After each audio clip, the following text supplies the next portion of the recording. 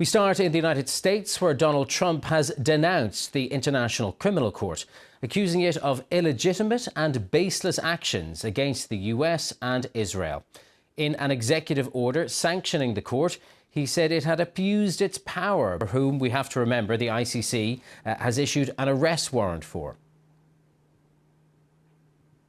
It is worth pointing out that neither the US, as you said before, or Israel recognise the court. And so in terms of the practical implications, it's quite difficult to know what those would be. I mean, it might alter the judgments. Might this decision by the Trump administration alter the judgments of other countries who are signatories as to whether they might try and execute any arrest warrant? That's very difficult to know. One of the things that has been said this morning is that these sanctions, this was from a former employee, might impact the ability of the ICC to carry out its function. But what we can say for certain is that this decision has been very warmly welcomed by Prime Minister Netanyahu, fresh off the back of his meeting with Donald Trump. They've previously described the court as anti-Semitic and saying its judgment draws false equivalence between Israel and Hamas. So they're very, very pleased to see this from Donald Trump. We haven't heard from the ICC itself yet, but we have heard from other governments who seem to be very disappointed in the decision. And let's bring you back to earlier in the week when Donald Trump shocked the world, maybe even Benjamin Netanyahu himself, with that idea to redevelop Gaza into a sort of holiday report. He made that announcement at his press conference with the Israeli leader earlier this week. Music to the ears of some hardliners in Israel, some of whom have begun to act on it. What's the latest there? Well, certainly to put out statements suggesting that they want to act on it. We heard from the defence minister yesterday, Israel Katz, who said he's informed the IDF, the military here, to start making preparations to allow for the voluntary withdrawal or voluntary removal of Gazans. Now, it's interesting that they're actually not going as far, it seems, as President Trump did. He's talked about it essentially being forced. We should say that would be a crime under international law, whereas the Israeli politicians, certainly the more senior ones we've heard speak, are framing this as giving Palestinians, giving Gazans the option to leave. Now, it is very much worth pointing out that that will be met with some scepticism, you could say, by people who would say that the Palestinians, the Gazans, have been denied that right for many, many years. And so it is interesting timing that the Israeli government decide that the freedom to move is a right they should be given at this point. Joe Inwood in Jerusalem, thank you very much. And Donald Trump has actually come out to, at least to have warned Buhari, when Buhari was here as a president, that Christians are dying in their large number. Why? Tell us the reason why. And today, Trump has actually prepared to come by himself to send his military forces, because the people that are buying Christians, disaliving Christians, unaliving the Igbos, they are all camped in the forest of Enugu, in the forest of Anambra, in the forest of Abia State. They are the Islamists, radical Islamists, parading themselves as Fulani headers. That is animal husbandry men. No, they are not. These are radical Islamists. Number 4th deadliest terrorist organization in the world, as rated by United Nations, and actually that is what they are. Was packed off by Egypt as of 67, as of 73, as of 70, as of 60. It was on course from 1967 to 70, then 72, 73, and 74. And after the war, Israel came out victorious. And today, they believe actually that we are one of theirs in the southeastern hemisphere of Nigeria. That's why everything about Biafra, Israel doesn't want to turn their back on us. They actually are very happy that we are all, teamly, all of us, 101% Christians. We don't have anything Arab, anything Islamic in our blood. This insecurity, everyone is affected, Christian, Muslim alike. And I have no religious behind. But, I won't be a bigot. My wife is a pastor of Redeemed Christian Church Faith.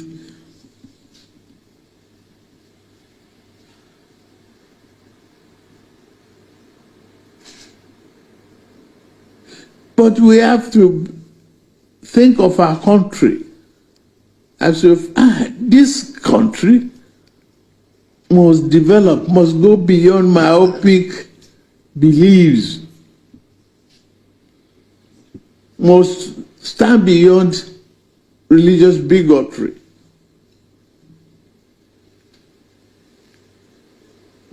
And I'm here, open to you, ready to listen. People that are either of the Catholic faith are here. We've been together for some time. We still have an open door policy. I will not shut my door. I will be ready to help. We will set up the committee to, as you suggested. And if you have recommendations, please do that. I've not been able to set that up instantly. Now, we've established state loan fund to help the poor and ensure that our children are not left behind because of tuition fee and all of that. Thank you for what the degree of investment in education that you have been Catholic, faith has been making in.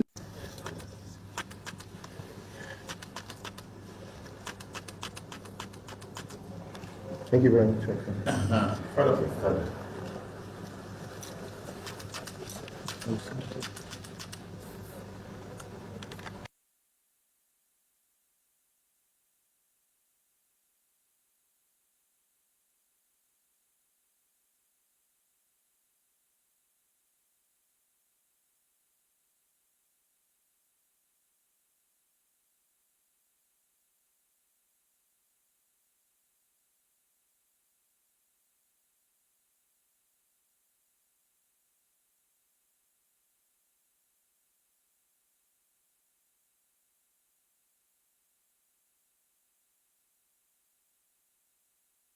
Sir, you just messed with the president. Who said so? Okay, you are at the presidential villa. I take that back. You're at the presidential villa. What are you here for? Well, I came to see the president. This is the director of the Kuka Center, Father Atta. So we came to discuss with the president an invitation we had earlier extended, which we renew, to have a conference in which we would like him to be in attendance, addressing the theme of national cohesion. So that's really what we came to discuss. President Bola Tinubu is clocking 1 year in office in a couple of weeks. Would you be kind enough to tell us what you feel? We know you're someone who has been vocal about Nigerians' past presidents. Can you assess President Bola Tinubu for us? Well, I'm sure many people will tell you that 1 year is not enough to make a judgment. However, from where we all stand, we know that we are all in a very difficult situation. Nigerians are in various levels of pain, and there are pains that are unintended. But that there is also certain policy decisions that hopefully with time can be amended in order to serve the welfare of ordinary people. I believe that the essence of government is to guarantee the welfare and security of ordinary citizens. I believe that the times that we're in now are very, very difficult times, and nobody should be under any illusion. But there are also times for renewal. We just need to commit ourselves to the fact that building a good society takes a lot of time. It's not something that is done in one lifetime. And for me, the most important thing is for us to continue on the building blocks of the things that we think are being done well. My argument has always been that the government needs to very quickly improve the quality of communication so that Nigerians can at least get a sense of how long is it going to be before food is ready. You are concerned about national cohesion. Many Nigerians are afraid that the crisis in the West can blow up such as. I didn't come to speak about Rivers State. No, I don't know. I'm just as a man of God. Well, I don't live in Rivers State. Yes. If you meet look, this is politics, and very often we ordinary people cry more than the bereaved. The important thing is that politicians will fix their problems. Rivers State is a place that is very dear to me because I've been associated with them for a very long period of time. But look, when politicians fight, don't get carried away because they have their capacity to fix their quarrels. And I hope and pray that Rivers State will sooner than later reposition itself because it is not an insignificant part of Nigeria. And bishops, visit Tinubu and Aso Rock. And Tinubu has already apologized to the Christians and Igbos. He said, that his wife is a pastor in Redeemed Christian Church of God, that he's ready to stand with the Christian no matter what. That is enough of this killing from the Fulani. It is not standing anything with Christians. If he does, he wouldn't have allowed Muslim tickets. If Tinubu had chosen a Christian in the north, core north or mid north, I think everything would be going okay. Tinubu allowed somebody like Chetima with bad record, the kind of dirty record Chetima had in the past, as an insurgency in the north, to become his vice. Oga Tinubu is not looking at the axis of palling with the Christians. I don't believe him. Then again, he's talking about his wife being a pastor in Redeemed Church. Does that woman make an effort to show that she herself is a pastor? A pastor? I doubt it if that woman is a pastor. No, I don't believe. See, what you are telling us that Tinubu has actually told the bishop or whatever is political undertone. Those are political statements. I'm telling you the truth. They are political statements. How could you be telling us that your wife is a pastor? Redeem, I know that is a very good church. Can never produce that woman as a pastor. No, I don't believe you. He has never shown anything as her character, her features, her behavior as a Christian, a pastor, pastoring Redeem. No, I don't believe that's just a political statement. All I know is that Christians have been killed in their many numbers since 2015. And Donald Trump has actually come out to, at least to have warned Buhari, when Buhari was here as a president, that Christians are dying in their large number. Why? Tell us the reason why. And today, Trump has actually prepared to come by himself to send his military forces, because the people that are buying Christians, disaliving Christians, unaliving the Igbos, they are all camped in the forest of Enugu, in the forest of Anambra, in the forest of Abia State. They are the Islamists, radical Islamists, parading themselves as Fulani herders. That is animal husbandry men. No, they are not. These are radical Islamists. Number 4th deadliest terrorist organization in the world, as rated by United Nations, and actually that is what they are. So Trump must, expand his military operation from Somalia, the Horn of Africa, to Western Africa, where Nigeria is situated. We have various forests where these terrorist camps are situated in the north, from Sambisa Forest to Adamawa Highland. They are all there. They camp there. They want to at least Islamize everywhere in Nigeria so that we will be an Islamic state.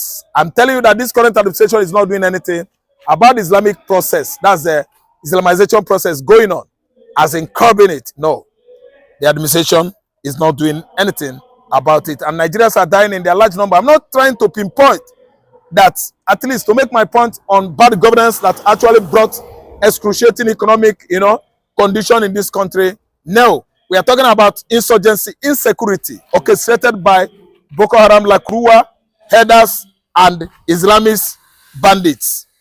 Those bandits are not bandits, so their common goal is to turn you to a Muslim. While they are bandits operating around the north, what do they speak? They speak Arabic. They read Quran. So you don't tell me they are bandits. Bandits that speak Arabic. Bandits that's Islamic process of, Islamizing, at least expanding their empire, is what the language you hear from them depicts. See, they are all Islamists trying to Islamize the whole country. All these are group of terrorists imported from Iran. This killing that had been taking place in our country called Nigeria, honestly speaking, we need to look at it with a sincerity heart. The killing has been taking place for so long, and things that cause these killings are nothing but those who are in leadership position. Because if leaders, they rise up and they say no to killing, there is no one who will wake up and kill because they rise up to say no to killing. But in a situation whereby leaders themselves, they have turned their back against the people, what do you expect? There will be more killing, and they will continue to kill the Christians. But now Trump saying is enough. See, let me just tell you the reason why Trump is saying is enough. Many people think that it is Trump that is saying is enough. But let me shock you. It is God who is using Trump and is making Trump, to stand for that. And that is why you see Trump is standing for that, to say it is enough. Because God is looking for a person who will bring the gap, who will stand in the gap. So you could not find anybody, but glory be to God, Trump is found. And that is why if you look at all the challenges that Trump went through, you will see that the hand of God was upon him. A man without the hand of God upon him is not going to survive all the chaos that has been following him. How they plan to assassinate him. You could just imagine if they had succeeded in assassinating Donald Trump. By now, we all know that chaos will be reigning. But because God has preserved Trump, and Trump wants to bring the lights, which they are afraid. And now Trump, whether they like it or not, that light will shine bright, and Trump will continue. They will continue to beg. Not only beg, they will cry. They will go to their knees. They will definitely go to their knees. This Trump that you are seeing, which I've continued to tell people, when you see Trump, many people think that it's just the Trump they see. They do not see how Trump operates and what are the belief system of Trump. Trump believes in Jesus as a king. What does that tell you? It tells you that Jesus as a king. And because the Bible tells us that Jesus is the King of kings and He is the Lord of lords. So whether the world hate it or they do not hate it, is that anything that Jesus Christ has assigned to be carried on, it will be carried on by His servant, by His governors, by His president, by His people, by His generals. So there are soldiers right now as I'm talking to you. These soldiers, they believe in nobody but in this Jesus Christ. And they are standing for the light. And those generals that are standing for the devil, for the enemies, they will run. So the killing of the Christian, glory be to God. We are just experiencing the genesis of how God is going to use the Republican and with some good Democrat. And we will fight this injustice. We will fight this evil. Thank you very much. What do you think that Tinubu can do to these Fulanis? What do you think that Tinubu can do to these Fulanis, killing there in the southeast and the middle belt? The only thing that Tinubu can do, if truly he wants to do something, if truly he means he wants to do something, then first thing that he needs to do is that the people that he has assigned, people like the soldiers which he has assigned, which have given them the post of taking care of the people, to watch and to guide the police, then these people, they must stand on their feet and defend the people. They must do what is needful of them to do, like trying to see that they fight this evil with every breath that is in them. If they can do like that, then yes, the acts of evil will surely we will look for it and we will not see it, because we confront the acts of evil and we conquer the acts of evil. That's the only thing that Tinubu needs to do. Let there be light in his word, and let there be honesty in his dealings. Then this evil will surely come to an end. Yes, Nnamdi Kanu, I'm telling you, is almost Israeli citizen weight. He's almost Israeli citizen, is very, very deep down in Judaistic, tradition. In the past, I know how many times he has been going to Wall of Jerusalem to pray. And it's Israeli tradition, Nnamdi Kanu opposed it until his abduction in Nairobi, Kenya. So if Israeli soldiers are protesting, they are protesting for one of their own that has been kidnapped and seized for over 50 months now. They have right to protest. And even I actually, give thumb up for Nigeria you know, for their bravery and boldness to have hold Nnamdi Kanu till now. Because actually, his popularity in Israel has gone to the sky. The whole world actually knows, especially the Igbos, how popular Nnamdi Kanu is in Israel. And how far Israel has gone to actually giving Biafra recognition. It has been documented, and many certificates of honor and recognition issued by Israel to Nnamdi Kanu to actually prove or proving that Israel is with Biafra. So what I'm saying is that the jubilation over concerns shown by Israeli soldiers all over Biafra camp, I think it's actually skyrocketed, because I've never seen such thing before. The Zion we are talking about left us during the war, because Arab-Israeli war was packed off by Egypt as of 67, as of 73, as of 70, as of 60. It was on course from 1967 to 70, then 72, 73, and 74. And after the war, Israel came out victorious. And today, they believe actually that we are one of theirs in the southeastern hemisphere of Nigeria. That's why everything about Biafra, Israel doesn't want to turn their back on us. They actually are very happy that we are all, teamly, all of us, 101% Christians. We don't have anything Arab, anything Islamic in our blood. That's why Israel is coming out to actually defend Nnamdi Kanu. The Israeli soldiers, they said enough is enough. Not only saying it, they are actually ready to take action. Israeli soldiers, they actually want to take action because it is getting out of hand. How could somebody be sitting in one place for 60 months and he has not done anything? And the whole world actually has seen this man as an innocent person. You allow thieves, you allow terrorists going everywhere, having their freedom on the street of Lagos, street of Abuja, everywhere.